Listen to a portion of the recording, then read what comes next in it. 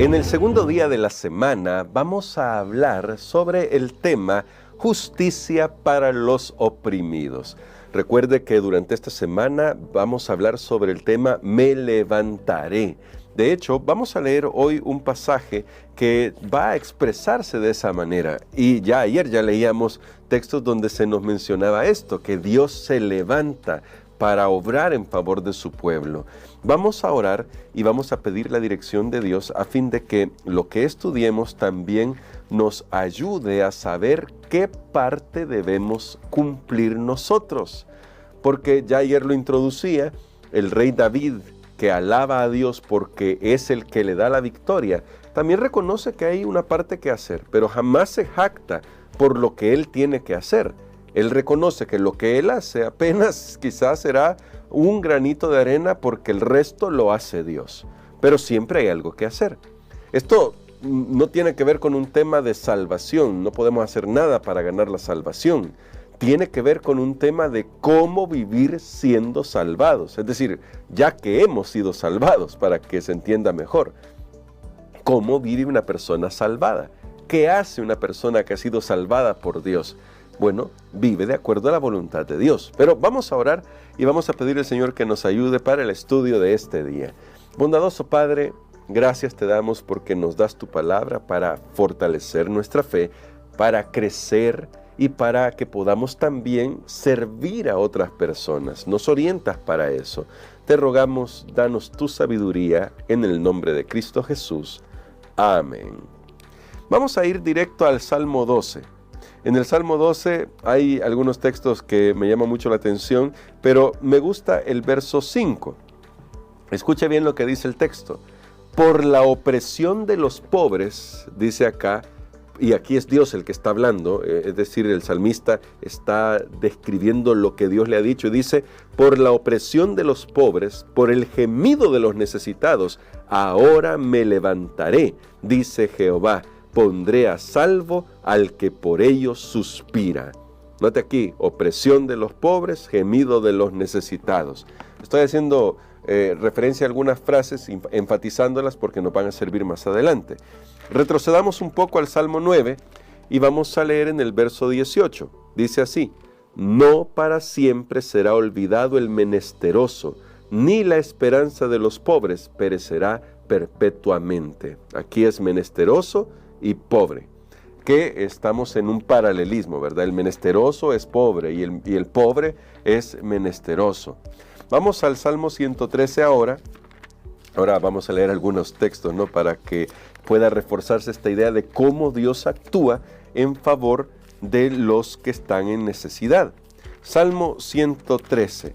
Y ahí vamos a leer en el Salmo 113 el verso 7. Dice el Salmo 113, verso 7. Él levanta del polvo al pobre y al menesteroso alza de su miseria. Recuerde cómo se repite esto, ¿verdad? Pobre, menesteroso. Y siempre aparece en este paralelismo, al menos en los salmos que hemos leído. Vamos ahora al Salmo 40, 17. Y ahí vamos a hacer un comentario porque, después de este salmo quiero decir, porque luego vamos a ver que Dios, que está listo para obrar, también está listo para desafiarnos a nosotros que hemos abrazado su nombre, que somos su pueblo. Pero veamos el Salmo 40, 17. Dice así, aunque yo esté afligido y necesitado, Jehová pensará en mí. Note esta palabra, Jehová pensará en mí, mi ayuda y mi libertador eres tú, Dios mío, no te tardes. Dios, con estos textos nos muestra el especial cuidado que tiene del pobre, del menesteroso, del necesitado. Estos salmos hacen un eco de la ley de Dios. En Deuteronomio, Dios mandó a su pueblo que cuidaran del menesteroso, de la viuda, del huérfano, del necesitado. Porque Dios mismo lo hace, porque Dios es el Dios de ellos. Y si ustedes notan en los salmos que leímos, no aparece la expresión necesitado solamente del pueblo de Israel. Es decir, no se asocia al necesitado solamente como si fuera únicamente del pueblo de Israel, porque Dios es universal. esa vulnerabilidad, ese desamparo que se puede ver reflejado en estos salmos, que nos abarca a todos los seres humanos, es lo que Dios suple. Es decir, Dios nos ve en nuestra condición y está listo para obrar en nuestro favor. Está listo para que nosotros podamos ver su mano poderosa. Ahora, esto refiere no solamente a la falta de recursos, sino también a nuestra dependencia de Dios. Creo que podemos verle un aspecto también muy espiritual en el sentido de que tenemos que analizar si muchas veces nosotros no le permitimos a Dios obrar en nuestras vidas porque nos creemos demasiado autosuficientes, que ayer ya decía, esto es lo que nos ha dado nuestra sociedad. Nuestra sociedad es una sociedad que nos empuja al individualismo y al egocentrismo. Nos empuja hacia eso. ¿Cómo lidiamos con eso? El salmista se reconoce como necesitado y en algunos casos es el mismo rey David el que habla y él dice, yo estoy necesitado, porque se da cuenta que no es su poder, no es su gloria como rey terrenal, no es sus posesiones la que le van a dar auxilio. Pero él también, o los salmistas también, quiero decir, nos ayudan a reconocer cómo Dios está pendiente de cada cosa que sucede a los pobres, a los necesitados, aquí lo extenderemos a las viudas, a los huérfanos, porque espera que su pueblo también haga algo. Porque a veces nosotros podemos decir, ok, entonces, ¿qué está haciendo Dios por el pobre, por el necesitado, por el huérfano? ¿Qué está haciendo Dios por la viuda, por el anciano? ¿Qué está haciendo Dios? Dios está obrando porque Dios siempre obra en favor de sus hijos, pero Dios también tiene un pueblo y a ese pueblo le invita a formar parte de su plan al ser sus manos y sus pies. Vean lo que dice el Salmo 41. Vamos a ir al Salmo 41 para que vean a qué me estoy refiriendo. Y la lección trata de enfatizar también esto y me gustó mucho por esto. Dice el Salmo 41 y vamos a leer los primeros 3 versículos. Bienaventurado el que piensa en el pobre. ¿De quién está hablando? Recuerdan que ya leímos un texto anterior ahí en el Salmo 40 que dice, Dios pensará en mí, el Señor pensará en mí, porque Dios siempre está cuidando de sus hijos, siempre. Pero ahora nos va a desafiar a nosotros. Ahora Dios desafía a su pueblo, a aquellos que han abrazado su pacto. Dios les dice, muy bien, ahora yo quiero que ustedes hagan lo mismo que yo hago. Piensen en el necesitado. Dice, bienaventurado el que piensa en el pobre. En el día malo lo librará Jehová. Jehová lo guardará, le dará vida y será bienaventurado en la tierra. No lo entregarás a la voluntad de sus enemigos. Jehová lo sostendrá en el lecho de dolor. Noten, no quiere decir que no va a ir al lecho de dolor. Los hijos de Dios también sufren. Esta es la realidad de este mundo y no la vamos a ocultar, ni quiero que usted se haga una idea falsa de lo que los salmos enseñan. El salmo dice que en el lecho de dolor, ahí seremos sostenidos por Dios. Ablandará su cama en la enfermedad. Noten lo que está diciendo el salmista. No está diciendo que no vamos a enfrentar enfermedad o dolor, pero sí está diciendo que tendremos la presencia de Dios.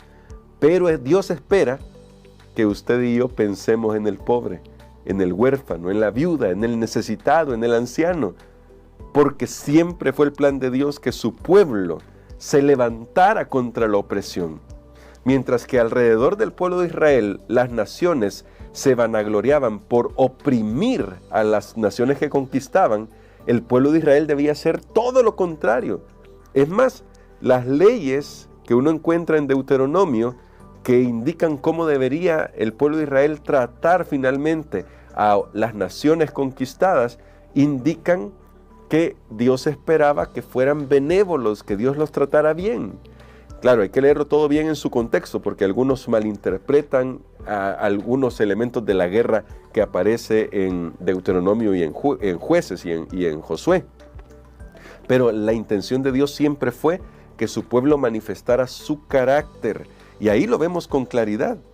Mediante su gracia, Dios nos da su bendición a nosotros y espera que nosotros demos esas bendiciones a otros. El Señor Jesús lo dijo, de gracia recibisteis, dad de gracia.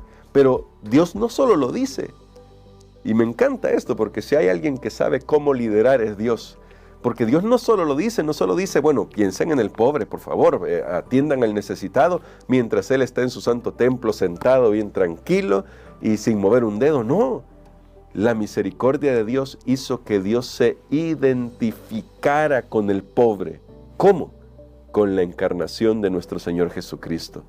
Cuando Dios entró en la esfera humana, en la encarnación de nuestro Señor Jesucristo, al nacer como un bebé, al crecer, al nacer en un establo, imagínese usted, y al crecer en un barrio pobre, Dios se identificó con los pobres para decirnos que Él siempre está cerca, más cerca de lo que nosotros imaginamos. Así que cuando nos pide que nosotros pensemos en el pobre, no lo está haciendo desde su trono, no lo está haciendo desde su trono rodeado de ángeles y con la gloria celestial, no.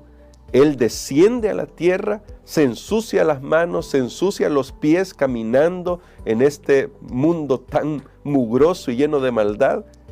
Y allí Él se identifica con nosotros y nos dice, hijos, yo quiero ayudarles y voy a ayudarles. Jesucristo cumple esas promesas de ver a Dios levantándose y actuando. Dios no se quedó en su trono. Dios vino a esta tierra y Dios hará justicia porque Él mismo fue maltratado, fue vituperado. Y aunque recibió todo ese maltrato de parte de nosotros los seres humanos, está dispuesto a extendernos su gracia si estamos dispuestos a entregarle nuestro corazón para que finalmente Él haga justicia cumpliendo con lo que los salmos piden, que Dios se levante y actúe y ponga de una vez por todas fin al pecado y al mal. Dios está haciendo eso. Derrotó a Satanás en la cruz del Calvario y está trabajando para darle punto y final al problema del pecado. ¡Qué maravilloso es nuestro Dios! ¡Qué maravilloso es Él! Así que no lo dice desde su trono rodeado de gloria, sino que nos lo dice Dios que estuvo dispuesto a ensuciarse en este mundo pecaminoso con tal de que usted y yo podamos ser salvos. Así que hay esperanza en estos salmos, mis hermanos. Dios se levanta para defender la causa del pobre, del oprimido, del justo. Pero que el justo no siempre será pobre y oprimido. Hay justos que han sido bendecidos en la vida. Y espera que los que hemos sido bendecidos en la vida, aunque sea poco, que nosotros pensemos que sea poco, que con eso nosotros podamos bendecir a otra persona también. Que luchemos contra la opresión. Que seamos de los que son los brazos, las manos, los pies, la voz del Señor Jesucristo llevando alivio a otra persona. Porque esa es la manera en que Dios quiere manifestarse al mundo, a través de su pueblo. ¿Quiere usted ser de esas personas que, aunque tal vez no estamos en la mejor condición, pero estamos dispuestos a servir a otros? Eso es hasta terapéutico. ¿Lo sabía usted? Hasta terapéutico es eso, que usted pueda ayudar a otros. Pero hágalo sirviendo al Señor de todo corazón. Vamos a orar. Querido Señor, gracias te damos porque tú te levantas para obrar en nuestro favor. Y eso no solamente es una expresión poética, es la realidad que podemos ver en la vida de nuestro Señor Jesucristo. Él que vino a este mundo para hacer bien, para identificarse con los pobres de este mundo, con nosotros. Él nos muestra todo lo que la deidad está dispuesta a hacer para salvarnos, para redimirnos y para darnos una vida mejor, incluso aquí, mientras todavía debemos lidiar con los problemas de la vida. Padre, ayúdanos a pensar también en el necesitado, a seguir tu ejemplo para ayudar a aquel que está en necesidad.